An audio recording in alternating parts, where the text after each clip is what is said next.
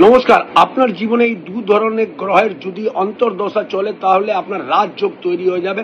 আমি দশা বলছি না, অন্তর্দশা বলছি। অন্তর্দশা যদি চললে আপনার জন্ম ছকে রাজযোগ হোক বা না হোক, আপনার রাজযোগ অতি অবশ্যই তৈরি হয়ে যাবে।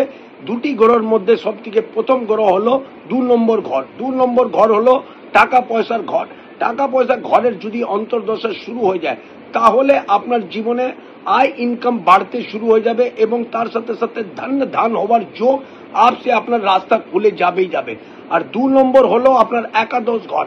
একাদশ ঘর হলো আয় ইনকামের ঘর।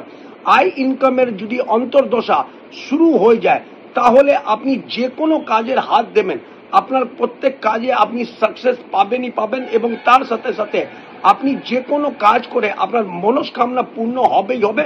এবার আপনার উপরে আছে যে আপনি কি ধরনের কর্ম করে আপনি সাকসেস পাওয়ার যোগ শুরু করবেন। মনে রাখবেন দুটো গ্রহ